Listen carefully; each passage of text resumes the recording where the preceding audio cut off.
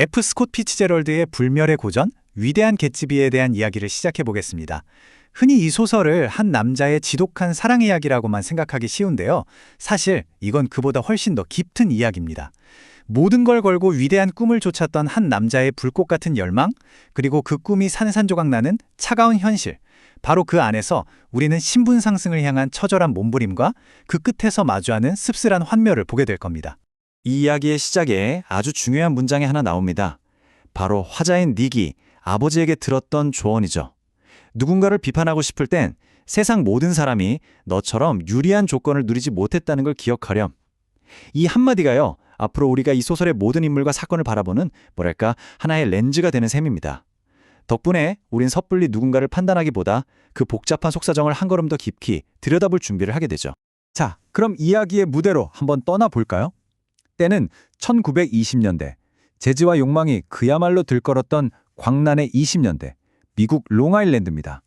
바로 이곳에서 야망과 계급, 그리고 신분 상승을 향한 한 남자의 위험한 꿈이 조용히 시작되고 있었습니다. 자, 여기 이 표를 보시면 정말 흥미로운 지점이 보입니다. 바로 이스트 에그와 웨스트 에그의 극명한 차이인데요. 이스트 에그는 대대로 부를 물려받은 소위 올드머니들이 사는 동네고요. 반면 웨스트 에그는 갑자기 돈을 번 뉴머니, 그러니까 벼락부자들이 모여 사는 곳이죠. 겉보기엔 둘 다 화려하지만 그 사이엔 보이지 않는 거대한 벽이 존재합니다. 그리고 바로 이 균열이 이 소설의 모든 비극을 만들어내는 씨앗이 되죠. 그리고 바로 이 어중간한 경계선에 우리의 이야기꾼 닉 캐러웨이가 자리를 잡습니다. 전통적인 부에도 새로운 부에도 속하지 않은 채 두 세계를 모두 지켜보는 관찰자인 셈이죠. 정말 운명처럼 그의 초라한 집 바로 옆에는 온갖 소문의 중심인 미스터리한 인물 개츠비의 거대한 저택이 있었습니다. 닉이 개츠비를 처음 본 건 시끌벅적한 파티가 아니었어요. 깊은 밤, 홀로 어둠 속에 서서 바다 건너편의 아득한 녹색 불빛을 향해 정말 간절하게 팔을 뻗고 있는 모습이었죠. 이 장면, 이게 바로 이 소설 전체를 관통하는 가장 중요한 이미지입니다.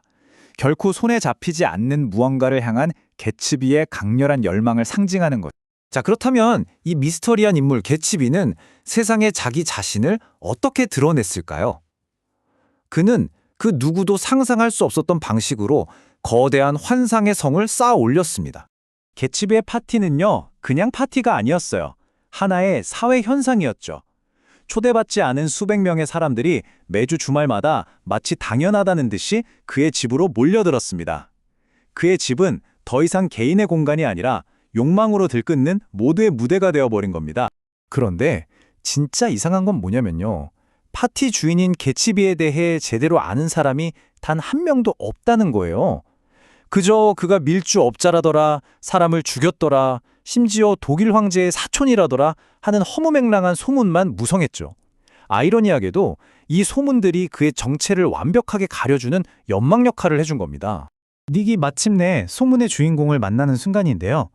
근데 진짜 놀라운 건 이 모든 광란의 중심에 있는 개츠비가 마치 구경꾼처럼 너무나 조용하고 심지어 좀 외로워 보이기까지 했다는 거예요. 이 엄청난 파티와 주인의 모습, 정말 아이러니하지 않나요? 도대체 왜일까요? 그는 왜 이렇게까지 거대한 쇼를 벌이고 있었던 걸까요?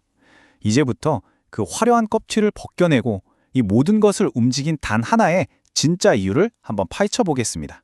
드디어 밝혀진 개츠비의 진짜 이름, 제임스 게츠. 그는 사실 노스다코타의 가난한 농부의 아들이었습니다. 17살의 소녀는 자신의 초라한 현실을 완전히 부정하고 위대한 개츠비라는 자기가 되고 싶은 완벽한 인간상을 스스로 창조해낸 거예요. 이건 신분 상승을 위한 처절한 자기 연출이었던 셈이죠. 자, 그렇다면 이 5년 동안 계속된 거대한 연극의 진짜 목적은 뭘까요? 이 모든 건 대체 누구를, 또 무엇을 위한 거였을까요? 이 질문이 바로 위대한 개츠비의 심장부를 꿰뚫는 핵심입니다. 그리고 마침내 정말 놀라운 진실이 드러납니다. 저 거대한 저택, 끝없이 열리던 파티, 그 막대한 부, 이 모든 것은 단 한 사람, 바로 바다 건너편에 사는 데이지 뷰캐넌의 관심을 끌기 위해 만들어진 거대한 무대 장치에 불과했습니다. 개츠비에게 데이지는 그냥 첫사랑이 아니었어요. 그녀는 그가 가질 수 없었던 부와 지위, 그리고 그가 되돌리고 싶었던 과거 그 자체였죠. 그녀의 목소리는 돈으로 가득 차 있어. 이 유명한 대사처럼 개츠비는 데이지라는 상징을 통해 자신이 꿈꾸던 상류사회 모든 것을 손에 넣으려 했던 겁니다. 자, 이제 이야기는 정점으로 치닫습니다. 개츠비가 5년 동안 공들여 만든 이 완벽한 꿈이 현재라는 차가운 현실과 부딪히는 순간이 오고야 말죠. 바로 이 장면, 숨막히게 더운 여름 오후에 호텔 방에서의 이 대결이 모든 것의 전환점이 됩니다. 개츠비는 마침내 데이지의 남편 톰과의 위험한 정면 승부를 결심합니다. 개츠비의 요구는 단순히 나를 사랑한다고 말하라는 게 아니었어요. 남편을 사랑한 적이 단 한 번도 없었다고, 지난 5년의 세월을 통째로 부정하라고 강요하죠. 이건 사랑 고백을 원하는 게 아니라 과거를 아예 지워버리라는 사실상 불가능한 요구였습니다. 바로 이 지점에서 개츠비의 꿈과 톰의 현실이 정면으로 충돌합니다. 개츠비가 과거를 되돌릴 수 있다고 믿으며 그녀는 당신을 사랑한 적 없어 라고 외칠 때 톰은 당신 돈, 그거 불법 밀주로 번 거잖아 라며 그의 출신과 부의 근원을 공격하죠. 결국 신분 상승의 꿈이 현실의 벽 앞에서 얼마나 무력한지를 보여주는 순간입니다. 오, 당신은 너무 많은 것을 바라는군요. 바로 이 데이지의 한마디에 개츠비의 세계는 와르르 무너져 내립니다. 그녀는 개츠비의 완벽한 환상을 위해 자신의 과거를 없었던 일로 만들 수는 없었던 거죠. 이 대답과 함께 5년간 쌓아올린 위대한 환상은 허무하게 끝나고 끔찍한 환멸이 시작됩니다. 개츠비의 비극적인 죽음 이후 그제서야 그가 그토록 들어가고 싶어 했던 상류사회의 진짜 모습이 드러납니다.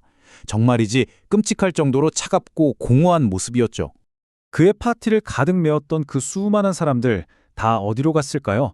그의 장례식에 온 사람은 직원을 빼면 단 3명이었습니다. 이 숫자 3, 이게 바로 그 모든 화려함 속에서 그가 얼마나 철저하게 혼자였는지를 보여주는 가장 잔인한 증거입니다. 그리고 그 모든 것의 시작이자 끝이었던 데이지. 그녀는 연락 한 통, 꽃 한 송이 보내지 않았습니다.